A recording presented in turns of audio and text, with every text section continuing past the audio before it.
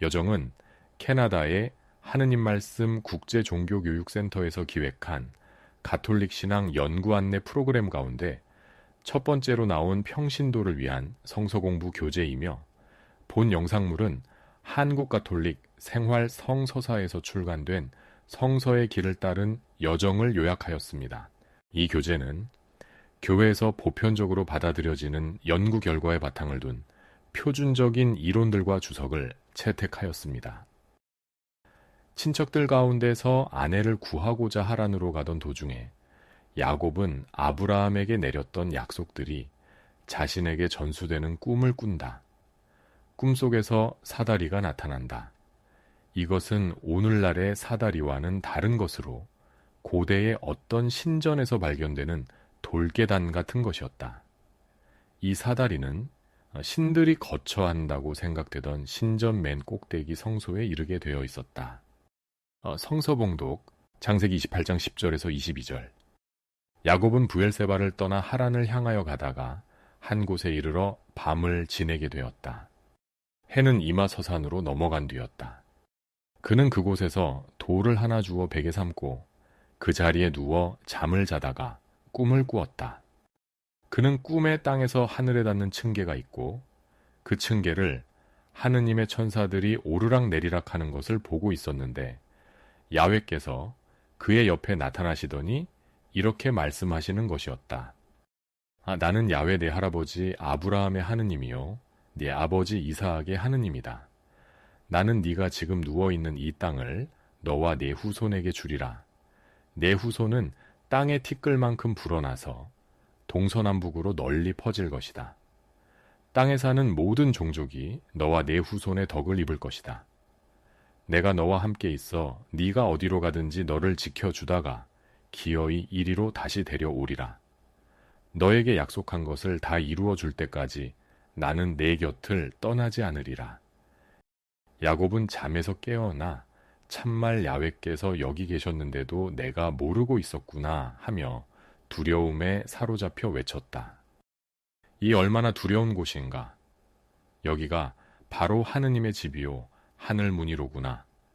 야곱은 아침 일찍 일어나 베고 자던 돌을 세워 석상을 삼고 그 꼭대기에 기름을 붓고는 그곳을 베델이라 불렀다.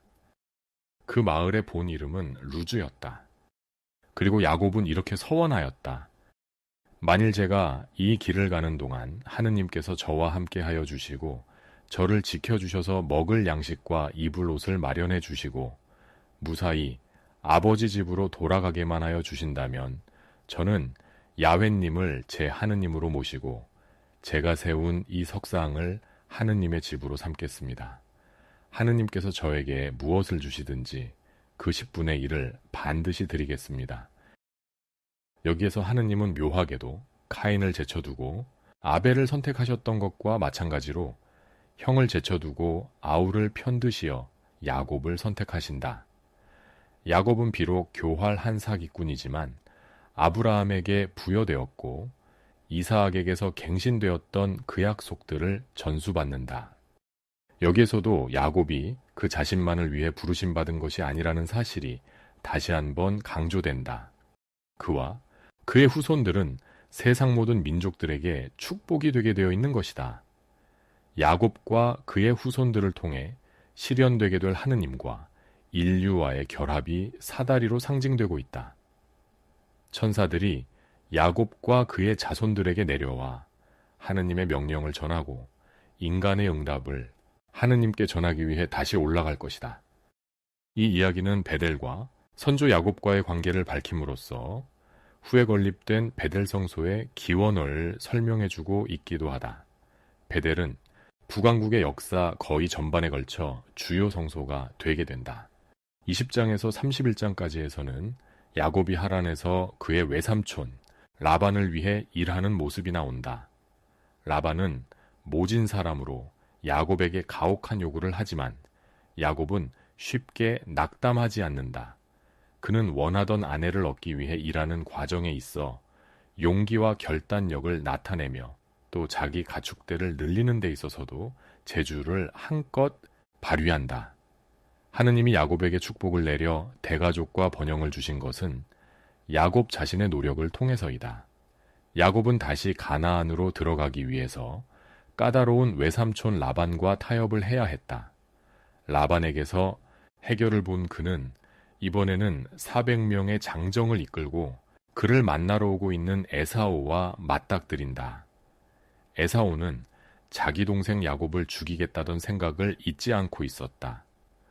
그 뒤에 일어나는 일은 야곱이 힘은 넘치지만 그다지 영민하지는 못한 그의 형을 상대하는데 최선을 다함을 보여준다. 다음의 이야기는 야곱의 영리함을 한껏 나타내주고 있다. 그의 외교술, 그의 약삭 빠르면서도 교활한 책략이 에사오를 완전히 눌러버린다. 그것은 정신과 근육의 싸움이며 싸움에서 정신이 근육을 눌러 이긴 것이다. 성서봉독 창세기 32장 4절에서 33절, 33장 1절에서 7절. 야곱은 에돔벌 세일 지방에 있는 형 에사오에게 머슴들을 앞서 보내면서 형 에사오에게 다음과 같이 전하라고 시켰다. 이 못난 아우야곱이 문안드립니다. 그간 라반에게 몸부쳐 살다가 보니 이렇게 늦었습니다. 지금 저는 황소와 나귀와 양떼가 생겼고 남종과 여종까지 거느리게 되었습니다. 이렇게 형님께 소식을 전해드립니다. 아무쪼록 너그럽게 보아주십시오. 머슴들이 다녀와서 야곱에게 고하였다. 주인님의 형님 에사오께 다녀왔습니다. 에사오께서는 지금 400명 부하를 거느리고 주인님을 만나러 오십니다. 야곱은 덜컥 겁이 나고 걱정이 되어 일행과 양떼와 소떼와 낙타떼를 두 패로 나누었다. 에사오가 한 패에 달려들어 쳐 죽이면 나머지 한 패라도 피하게 해야겠다는 속셈이었다. 그리고 나서 야곱은 기도를 드렸다. 할아버지 아브라함의 하느님, 아버지 이사악의 하느님, 저에게 고향 친척에게로 돌아가면 앞길을 열어주마고 약속하신 야훼여. 당신께서 이 종에게 베푸신 한결같으신 사랑을 저는 받을 자격이 없습니다. 이 강을 건널 때 제가 가진 것이라곤 지팡이 하나밖에 없었습니다. 그런데 이제 저는 이렇게 두 무리를 이루었습니다. 저를 형 에사오의 손에서 건져 주십시오. 에사오가 와서 어미들과 자식들까지 우리 모두를 죽여버리지는 않을까 두렵습니다. 당신께서는 내 앞길을 정녕 열어주고 네 자손이 바닷가 모래처럼 셀 수 없이 불어나게 해주마 하시지 않으셨습니까? 그날 밤 그는 거기에서 묵으며 자기 소유 가운데서 형 에사오에게 선물로 보낼 것을 골라내었다. 암염소 200마리, 수염소 20마리, 암양 200마리, 수양 20마리, 젖을 빨리는 낙타 30마리와 딸린 새끼들, 암소 40마리, 황소 10마리, 암나귀 20마리, 수나귀 10마리. 야곱은 이것들을 따로 한 떼씩 떼어 종들의 손에 맡기며 앞서가되 때와 때 사이에 거리를 두라고 일렀다. 야곱은 앞장설 종에게 이렇게 지시하였다. 내 형 에사오가 너를 만나 너는 누구의 종이냐? 어디로 가는 중이냐? 네가 몰고 가는 이것들은 누구의 것이냐? 하고 묻거든 이렇게 대답하여라. 이것들은 당신의 종 야곱의 것입니다. 형님 에사오께 드리는 선물입니다. 야곱은 뒤에 오십니다. 야곱은 둘째, 셋째, 그리고 나머지 떼를 몰고 가는 자들에게도 에사오를 만나면 꼭 같은 말을 하도록 일렀다. 특히 당신의 종 야곱은 뒤에 오십니다. 라는 말을 잊지 말라고 일렀다. 선물을 먼저 보내어 에사오의 마음이 풀어진 다음에 만나면 행여 자기를 반겨주지 않을까 하는 생각에서였다. 그래서 야곱은 선물을 먼저 보냈던 것이다. 그리고 그는 그날 밤을 천막에서 묵었다. 바로 그날 밤 그는 일어나 두 아내와 두 여종과 11아들을 데리고 야복 나루를 건넜다.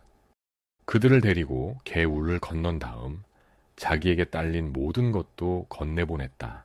그리고 야곱은 혼자 뒤떨어져 있었다. 그런데 어떤 분이 나타나 동이 트기까지 그와 씨름을 했다.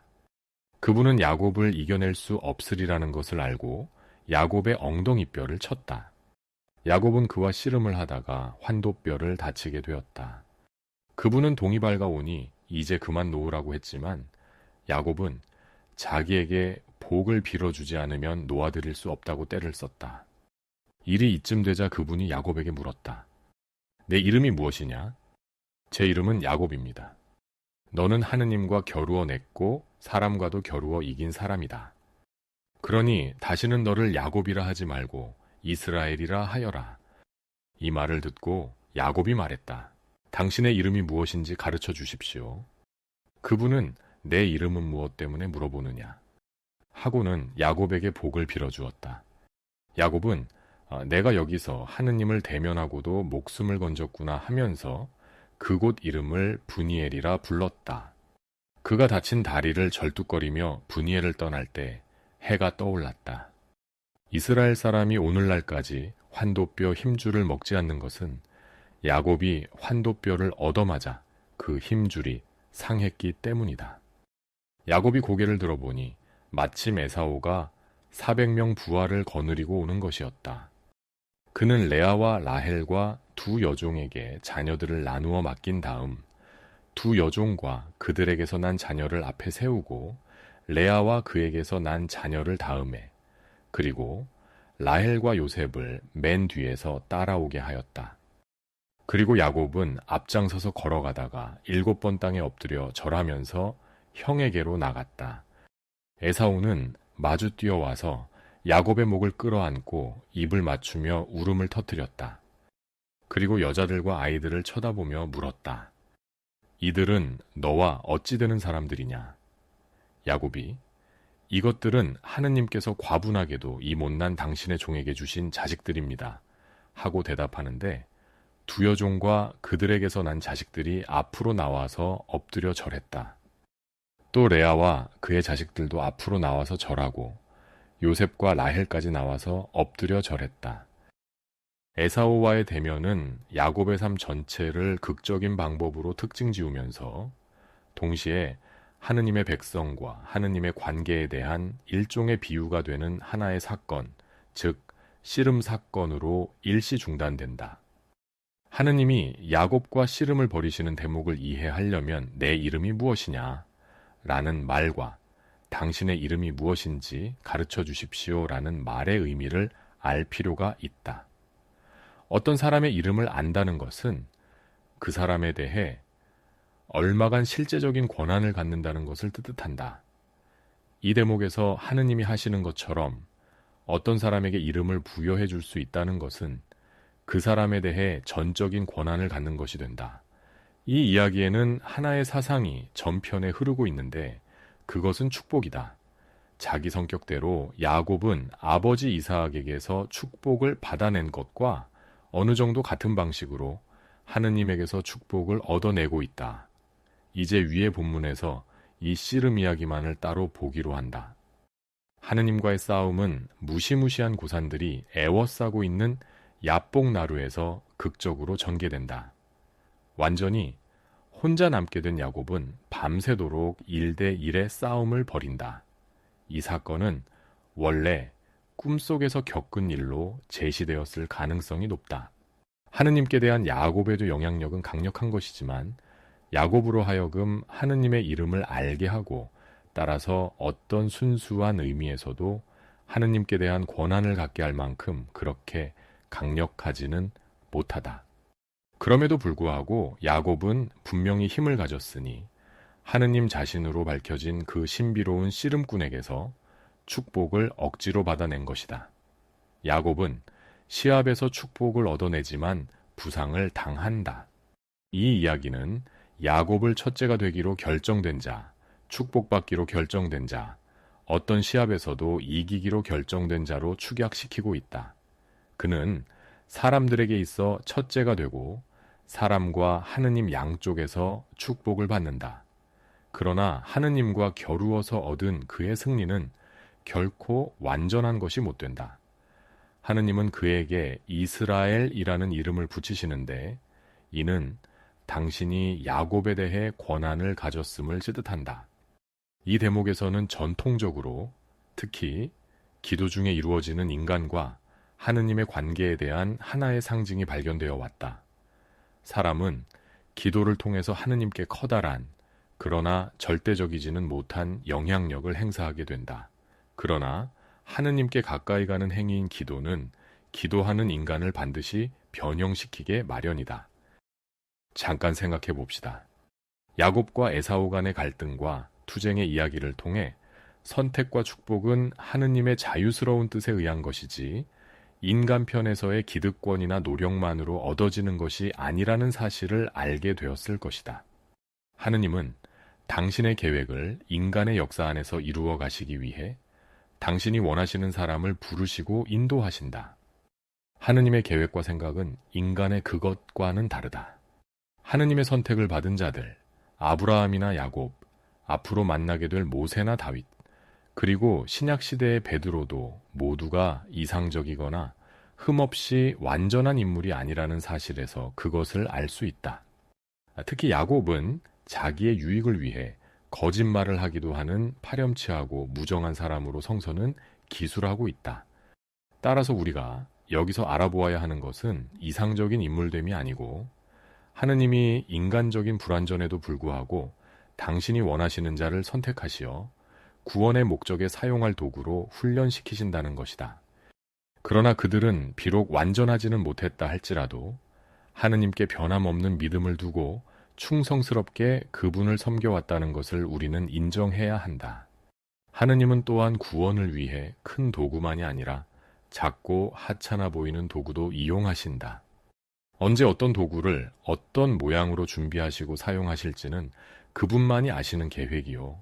그분의 자유인 것이다. 우리 중 대부분은 그런 작은 도구로 선택받고 있는지도 모른다. 어쨌건 우리는 우리에 대한 모든 권리를 하느님의 자유와 구원 의지에 맡겨드려야 한다. 나아가서 우리의 결점과 부족에 집착하여 실망하기보다는 하느님께 선택받은 자들이 보여준 커다란 신뢰와 충성으로 부르심에 응답함으로써 그분의 일에 있어 우리에게 주어진 몫을 다하도록 노력해야 할 것이다. 다음 영상물에서 계속 이어집니다. 구독 신청으로 함께 해주세요.